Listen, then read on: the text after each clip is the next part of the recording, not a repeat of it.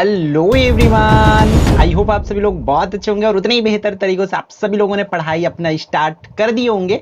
तो फाइनली जो इस वीडियो में हम लोग क्या देखने वाले हैं भाई, फिजिक्स की आपके क्लास 12th सीजी बोर्ड की सिलेबस और ब्लूप्रिंट को।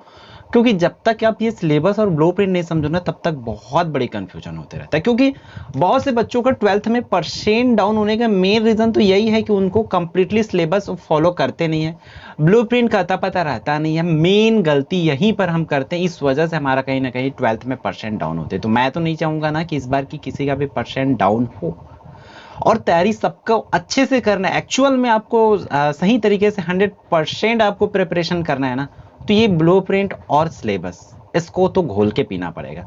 देखो, कुछ पॉइंट्स है जिस पर मैं बात करूंगा। बच्चे लोग को अक्सर पूछते रहते हैं कि एक यूट्यूब चैनल बता दो कि जिसमें से हम पढ़ सके। तो मैं बता दूं, मैक्सिमम स्टूडेंट क्या करते हैं, एनसीईआरटी जाके सीधा सीधा फॉलो करते पूरा ए टू जेड। उनको सीजी बोर्ड की सिलेबस का पता नहीं रहता। एक तो गलती यही होता है कि हम पूर्ण रूप से किसको फॉलो करते हैं, एनसीईआरटी को फॉलो करते हैं। दूसरा, हम बुक पर बहुत ज्यादा क्या हो जाते हैं, कंफ्यूज हो जाते हैं।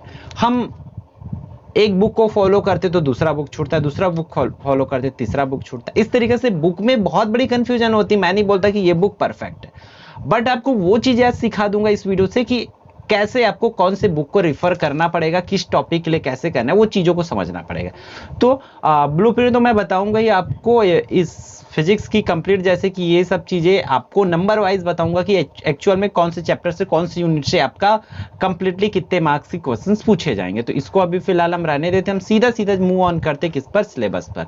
और मैं बता दूं, सिलेबस को आप सभी बच्चे अब 12th आ गए हो तो भाई बाकी सब्जेक्ट का आप निकालना खुद सीखे। क्योंकि 12th हो, सीजी बोर्ड करके टाइप करोगे, सीजी बोर्ड सिलेबस टाइप करोगे तो आपको स्क्रीन पर वो मिलने लग जाएगी। देखो, फिजिक्स की हम क्लास 12th की देखेंगे। आपको पता है कि आपका इस बार जो है 70 मार्क्स एग्जाम होना है और 70 में 70 आपको लेके आना है। तो पूरी तरीके से सिलेबस को फॉलो करना पड़ेगा। अब देखो, हम क्या करते हैं, जैसे कि किसी भी यूट्यूब में गए या किसी भी बुक में गए, हम पार्ट के नाम के हिसाब से पूरा पढ़ लेते, बट जरूरी नहीं है कि उस बुक में पूरे टॉपिक को कवर किया गया हो। तो आप लोग एक अपना खुद का एक शॉर्ट नोट बनाओ। शॉर्ट नोट ऐसा बनाओ कि इसमें जैसे कि आप विद्युत आवेश, तो विद्युत आवेश कहां से पढ़ रहे हो, विद्युत आवेश का संरक्षण पढ़ना है तो ये कहां से पढ़ रहे हो, कूलाम के नियम को कहां से पढ़ रहे हो। तो आपको इसमें से हर एक टॉपिक को अगर आप कंप्लीट करते हो ना, कवर करते हो, तो डेफिनेटली आपकी तैयारी जो 100% होगी। हम इसमें से नहीं करते। जैसे कि किसी भी यूट्यूब चैनल में हमें जो कुछ भी पढ़ाया जाता है, ऊपर ऊपर की मेन टॉपिक हम उसको पढ़ लेते, फिर अगर एग्जाम में हम फंस जाते हैं भाई। हमें लगता है कि हम उस चैप्टर्स को पढ़ें, लेकिन उस चैप्टर से एक भी क्वेश्चन नहीं है, आउट ऑफ सिलेबस आए। हमें क्या करना होगा, इन सिलेबस को बहुत अच्छे से देखना पड़ेगा। ठीक है, तो चलो नोट करते जाओ। अगर आप नहीं, आपके पास अगर डाउनलोड करने का इसका ऑप्शन नहीं है तो देन नोट करते जाओ कि कैसे कैसे इसमें क्या क्या टॉपिक पढ़ना है, क्योंकि ये टॉपिक ही कवर करना है, इसी को ही क्वेश्चंस बनाया जाएगा आपके एग्जाम में। क्लियर? तो चैप्टर 1 की अगर बात करें, अध्याय 1 की अगर बात करें हम लोग, तो भाई अध्याय 1 जो है आपका विद्युत आवेश तथा क्षेत्र, जिसमें विद्युत आवेश पढ़ना है कि विद्युत आवेश क्या होती है, विद्युत आवेश का संरक्षण, कूलाम के नियम, दो बिंदु आवेशों के बीच लगने वाला बल, बहुल आवेशों के बीच लगने वाला बल। ठीक है, दो बिंदु के बीच और बहुत सारे आवेश, उसको देखना है। फिर सॉरी, आपको अध्यारोपण सिद्धांत देखना है और संतत आवेश वितरण। तो इसी तरीके से पूरे हर एक टॉपिक को आपको कवर करना पड़ेगा। अगर किसी को भी आप दूसरे बुक से पढ़ते हो, क्योंकि थोड़ा बहुत तो चेंजेस रहती है, तो आप देखो कि उसको आप किस बुक से कर रहे हो, या आप किसी भी यूट्यूब से देख रहे हो तो ये टॉपिक कवर हुआ और ये टॉपिक बाकी करके आप टिक आउट करो। ठीक है, तो इसको पूरी तरीके से चैप्टर 1 में जो जो चीजें पढ़ना है, टॉपिक पूरी तरीके से लिख दे। ये आपका सिलेबस है, वो कोई सा भी रिफर करो, प्रबोध, नवबोध, इवन आप एससीईआरटी भी फॉलो कर सकते हो, एनसीईआरटी भी फॉलो कर सकते हो। मैं एनसीईआरटी के लिए कभी आपको मना नहीं करूंगा। ठीक है, लेकिन तो इन टॉपिक को जरूर पूरा करो। अगर एनसीईआरटी से कर रहे हो तो जरूर करना, लेकिन ये टॉपिक पूरा आपका कवर होना चाहिए। ठीक है, फिर चैप्टर 2 की अगर अपन बात करें तो चैप्टर 2 में विद्युत विभव, विभवांतर विद्युत आवेश पढ़ना है आपको, द्विध्रुव तथा आवेशों का निकाय पढ़ना है, सम विभव पृष्ठ, दो बिंदु आवेशों के मध्य आवेशों की निकाय की स्थितिज ऊर्जा तथा किसी स्थिर विद्युत क्षेत्र में द्विध्रुव को करना है। चालक तथा कुचालक वाले पोर्शन से आपको इसमें से करना है। चालक के अंदर मुक्त आवेश तथा परिबद्ध आवेश, इस तरीके से पूरे को संधारित्र तथा धारिता, श्रेणी क्रम तथा समांतर क्रम संयोजन, तो पूरे को आपको करना पड़ेगा। उसी तरीके से वो इकाई 1 हुआ। इकाई 2 की बात करें तो इकाई 2 में आपका विद्युत धारा, और ये विद्युत धारा में से आपका चैप्टर नंबर 3 है। चैप्टर नंबर 3 में विद्युत धारा पाठ का नाम भी दिया हुआ है। तो विद्युत धारा सबसे पहले क्या होता है, विद्युत चालक में विद्युत आवेश का प्रवाह, आवेश को बताना पड़ेगा। फिर अपवाह वेग क्या होती है, ये आपको हेडिंग डालना और पूरी कॉन्सेप्ट क्लियर करना है। फिर गतिशीलता तथा उसका विद्युत धारा से संबंध करना है, ठीक है। फिर ओम का नियम करना है, और ये इसके बीच वी तथा आई के बीच ग्राफ खींचना है, आपको बनाना है। फिर विद्युत ऊर्जा तथा शक्ति आपको समझना है, विद्युत प्रतिरोधकता, चालकता, ये पूरे टॉपिक, जितना टॉपिक इसमें लिख दिया है ना, मेंशन है, मतलब क्वेश्चन इसी में से ही पूछे जाना है। विभव मापी है तो विभव मापी का पूरे ये चीजें आपको पूरा का पूरा क्लियर करना पड़ेगा। तो आप किसी भी यूट्यूब चैनल से अगर पढ़ाई करते हो तो कंटिन्यू करो, मैं मना नहीं कर रहा हूँ, बट वहां पर ये टॉपिक कवर हो रहा है कि नहीं हो रहा है, क्योंकि सबकी सिलेबस थोड़ी थोड़ी चेंज रहती है हर एक स्टेट बोर्ड की। कुछ ना कुछ टॉपिक इस चैप्टर का उसमें रहेगा, उस चैप्टर के इसमें हो सकता है, मे भी मान के चलो, या इसी को 2 चैप्टर बना दिया जाता है, अलग अलग इस तरीके से थोड़ा बहुत रहता है। आप एनसीईआरटी भी फॉलो कर रहे हो तो करो। फिर गतिमान आवेश तथा चुंबकत्व का पूरा इसमें से जो जितना लिस्ट में है उसी लिस्ट से ही पढ़ना है। आप बुक कोई सा भी प्रीफर करो, मैं बार बार बोल रहा हूँ। तो आप चाहो तो स्क्रीनशॉट ले लो या नोट कर लो, या पीडीएफ डाउनलोड करना है तो आप सीजी बोर्ड का ऑफिशियल साइट में जा करके कर सकते हो, ठीक है। या हम टेलीग्राम ग्रुप में इस पीडीएफ को डाल देंगे ताकि आप वहां से देख सकोगे। फिर चुंबकत्व तथा द्रव्य चैप्टर नंबर 5 देखना है। फिर इकाई नंबर 4 यहाँ से स्टार्ट होगा, जिसमें विद्युत चुंबकीय प्रेरण वाला बहुत छोटा चैप्टर है भाई, ये अच्छी बात है। यहाँ पर क्या दिया हुआ है, विद्युत चुंबकीय प्रेरण, फैराडे का नियम, विद्युत वाहक बल एवं धारा करना है, लेंज का नियम पढ़ना है, भंवर धाराएं पढ़ना है। देखो क्वेश्चंस इसी में से ही पूछे जाएंगे, इससे बाहर के क्वेश्चंस आपको नहीं पूछे जाएंगे, इसलिए आप लोग इन टॉपिकों को जरूर क्लियर करो। प्रत्यावर्ती धारा आपको पूछा जाएगा। फिर इकाई 5 में से विद्युत चुंबकीय तरंगे है, तो इसमें से पूरा का पूरा आप क्या कर लो, इसको नोट कर लो अच्छे से कि ये टॉपिक हमें करना है करके। इकाई 6 की बात करें तो किरण प्रकाशिकी तब प्रकाशिक यंत्र आपका नाम रहेगा, चैप्टर का नाम, और पूरी तरीके से इन टॉपिक को आपको करना रहेगा।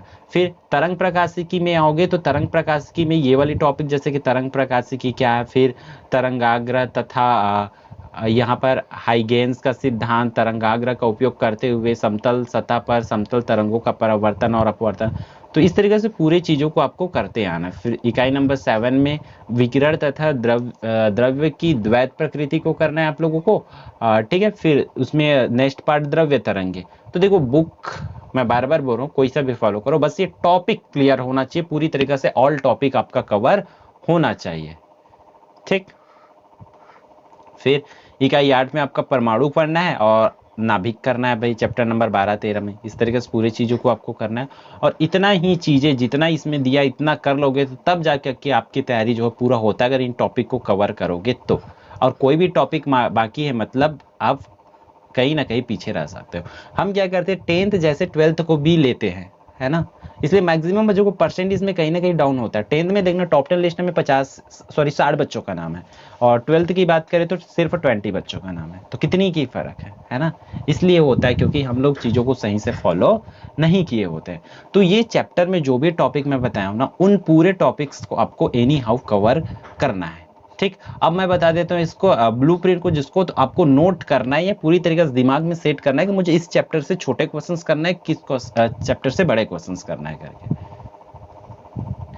तो यहाँ से हम फाइनली जो है देखेंगे किसका, आपके फिजिक्स की ब्लूप्रिंट को। ब्लूप्रिंट जो है बहुत पुराना ब्लूप्रिंट है, जो 1819 में बना था, वही ब्लूप्रिंट अभी भी चल रहा है, जो कि चेंजेस नेक्स्ट ईयर में भी हो सकता है। इस साल की प्रोबेबिलिटी मुझे कम लग रहा है, क्योंकि अभी तक तो कोई इसकी नोटिस नहीं आया है।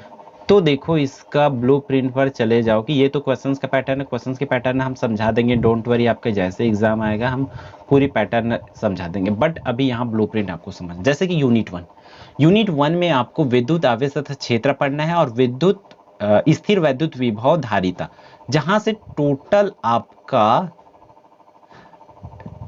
उसमें से टोटल की अगर मैं बात करूं तो टोटल आपको 8 मार्क्स की क्वेश्चंस पूछा जाएंगे, जैसे कि आपके स्क्रीन पर है, आपको विजिबल होगी। टोटल 8 मार्क्स के क्वेश्चंस पूछे जाएंगे, और उस 8 मार्क्स में देखो अति लघु प्रश्न मतलब 1 मार्क्स वाला एक क्वेश्चन।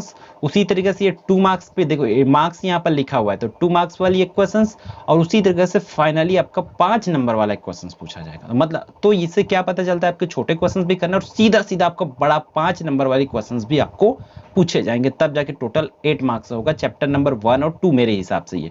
फिर आपकी नेक्स्ट यूनिट की बात करें, चैप्टर नंबर 3 विद्युत धारा है, जहां से आपको 7 मार्क्स के क्वेश्चन पूछे जाएंगे और 2 मार्क्स वाला 2 क्वेश्चंस, 2 नंबर वाला 2 क्वेश्चंस और 3 मार्क्स वाला आपको 1 क्वेश्चंस पूछे जाएंगे। तो देखो 4 और 3 7 आपका हो गया भाई। तो इस तरीके से ये पूरी समझना पड़ेगा आपको कि तब जाके कहीं ना कहीं और आपको आइडिया मिल पाएगा कि कौन कौन से टॉपिक प्रीवियस ईयर में पूछे गए थे, तो इस बार कौन से पूछे जाएंगे। पहले आप टॉपिक कवर करो, उसके बाद ये चीजें आपका पूरा फुलफिल होते जाएगा। ठीक, फिर आपका किसकी बात करें, यूनिट नंबर 3 गतिमान आवेश और चुंबकत्व एवं द्रव्य, यहां से टोटल 8 मार्क्स के क्वेश्चंस पूछे जाएंगे और ये 3 मार्क्स वाला एक क्वेश्चन और 5 मार्क्स वाला एक क्वेश्चन पूछा जाएगा। ठीक है, तो इस तरीके से 2 क्वेश्चन हुआ 5 मार्क्स वाला। फिर आपका वैद्युत चुंबकीय प्रेरण एवं प्रत्यावर्ती धारा, यहां से भी 8 मार्क्स का, तो 1 मार्क्स वाला क्वेश्चन, 3 मार्क्स वाला और 4 मार्क्स वाला एक एक क्वेश्चन पूछे जाएंगे। फिर चैप्टर नंबर 5 की अगर बात करें, सॉरी यूनिट नंबर 5 की बात करें, वैद्युत चुंबकीय तरंगे, तो इसमें से 3 मार्क्स के क्वेश्चन पूछे जाएगा और वो अकेला 3 मार्क्स वाला ही रहेगा।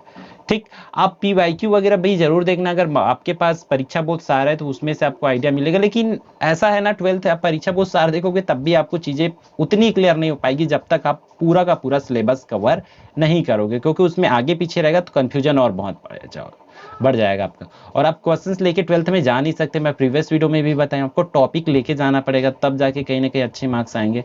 तो देखो आपका हाई मार्क्स में ये 14 मार्क्स का आपका किरण प्रकाशिकी एवं प्रकाशिक यंत्र तरंग प्रकाशिकी, यहाँ से देखो 1 2 एंड सीधे सीधे 3 मार्क्स वाला 2 क्वेश्चन पूछे जाएगा और 5 मार्क्स वाला 1 क्वेश्चन। तो इस तरीके से ये वाली आपकी मेन है जिसमें से ज्यादा मार्क्स के क्वेश्चंस पूछे जा रहे हैं। फिर विकिरण एवं द्रव्य की द्वैत प्रकृति, जहां से 4 मार्क्स के क्वेश्चंस पूछे जाएंगे। फिर यहाँ पर मार्किंग सिस्टम देख सकते हैं। फिर परमाणु एवं नाभिक से आपका टोटल 6 मार्क्स के क्वेश्चंस पूछे जाएंगे और 3 मार्क्स वाला 2 क्वेश्चंस पूछे जाएंगे। ठीक है, तो इसी तरीके से बाकी को पूरे को आप अच्छे से नोट कर लो और इसको ये दिमाग में बसा लो कि ये यूनिट है इस चैप्टर इस यूनिट में और इसमें से इतने मार्क्स आएगा। क्योंकि जब तक ये चीजें आपके दिमाग में सेट नहीं होगी तब कहीं ना कहीं आपके लिए फिर फाइनल एग्जाम के लिए दिक्कत हो सकती है। इसलिए जितना जल्दी हो सके ब्लूप्रिंट को अच्छे से सेट कर लो। जब भी क्वेश्चंस पढ़ते हो तो बार बार इस चीज को देखो कि हाँ मैं इस चैप्टर को पढ़ रहा हूँ, इस चैप्टर से ब्लूप्रिंट के अकॉर्डिंग इतने इतने मार्क्स क्वेश्चन पूछे जाना है करके आप उस चैप्टर के फ्रंट पेज में ही लिख के रखो ताकि आपको हेल्प हो पाए। क्लियर है? तो देखो वीडियो जब चैप्टर्स हम इसमें कवर कराएंगे, क्वेश्चंस कराएंगे, तब ज़्यादा और आपको समझ आते जाएगा। बट जो सिलेबस और ब्लूप्रिंट बोला हूँ उसको कंप्लीटली फॉलो करना है, चाहे आप कोई सा भी बुक या यूट्यूब क्लासेस आप कोई सा भी फॉलो करो। क्लियर है? तो इस वीडियो में इतना ही, फिर हम मिलते हैं आने वाले इंपॉर्टेंट वीडियो में।